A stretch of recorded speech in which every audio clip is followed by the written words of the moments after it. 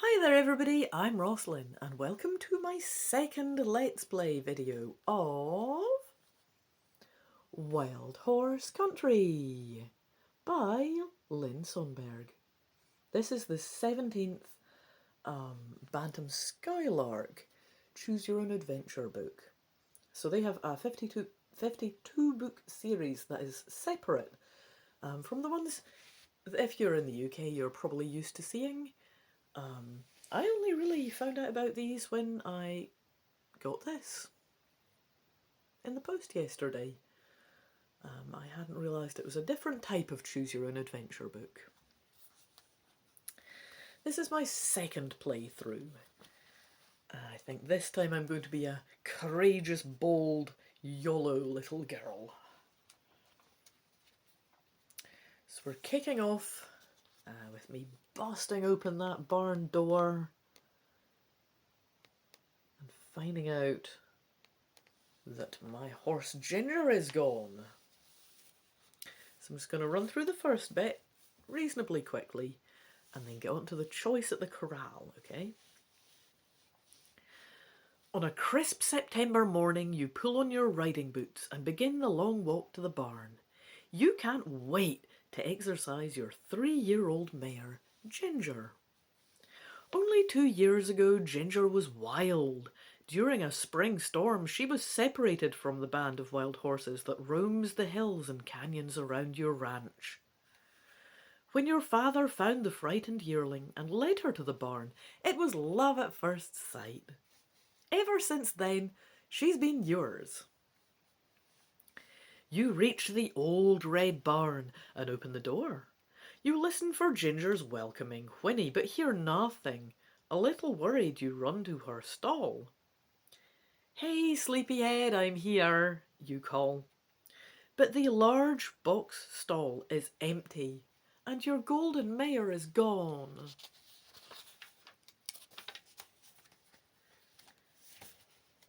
You run outside to the corral, but Ginger is nowhere in sight.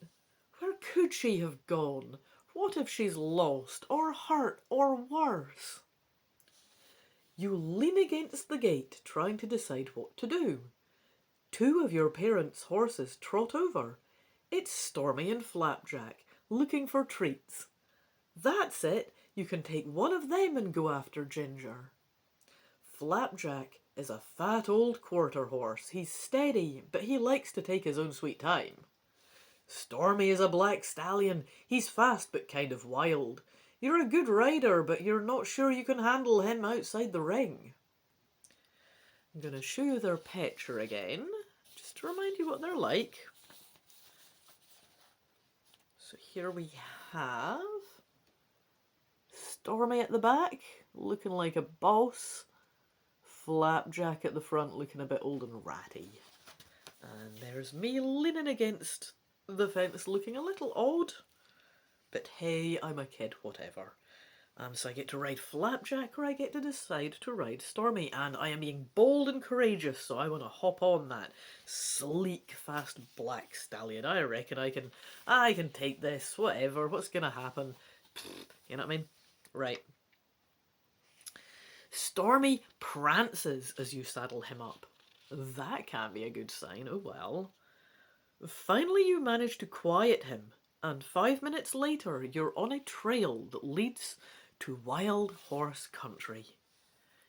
You hold Stormy down to a trot for a few miles. Then suddenly he jerks his neck, nearly pulling you over his head. Before you can recover, he's galloping out of control. And you get to see that. Loving how many pictures are in the book, can I just say. So there's Stormy galloping along and me on the back like, oh ho, I regret my life choice. Up ahead is a big stone wall. What if it's too high for Stormy to clear? He might stop short and send you crashing into the wall. Maybe it would be safer to jump off now, where you can pick a good spot to fall. But if you jump off, you'll never catch Stormy, and without a horse, how will you find Ginger? So I can either hold on tight and hope that Stormy can clear the wall, or I can jump off now. Ooh. So this horse is going pretty fast. I'm going to get battered up and have no horse if I jump off. I might get smacked into the wall, and then Stormy runs off and I'm in the middle of nowhere with no horse and smacked into a wall. Or dude clears the wall like a boss. I reckon it's worth a gamble. Let's do this. I reckon Stormy can clear this wall. Dude seems like quite the jumping fancy whatever, I reckon. For whatever reason, right? Oh, there we go. Straight away we get a picture. They don't want to keep us in too much suspense here. Goodness me. Try and get this for you to see here. Is that it? Yeah. So there's me soaring over that wall on my horse. Nice one. Right. Half scared, half excited, you lean forward in the saddle for the takeoff. Hooray! Stormy jumps smoothly over the wall. When the stallion's feet touch the ground, you hit the saddle as hard as you can, hoping that will slow him down. Your trick works, and you draw Stormy to a halt.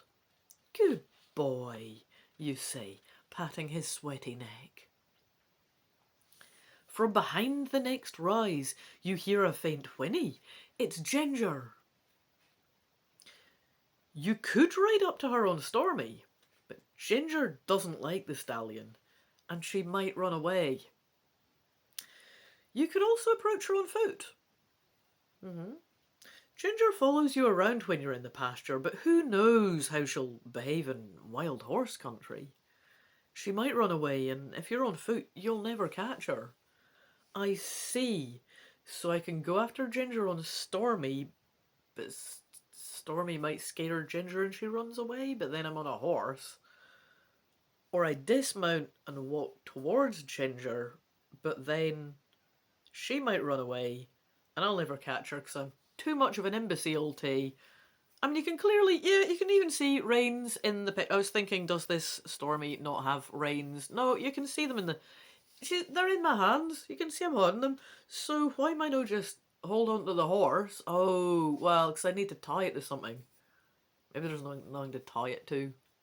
Could be what they're getting at. I was like, could I not tie Stormy to a tree or something? Why am I...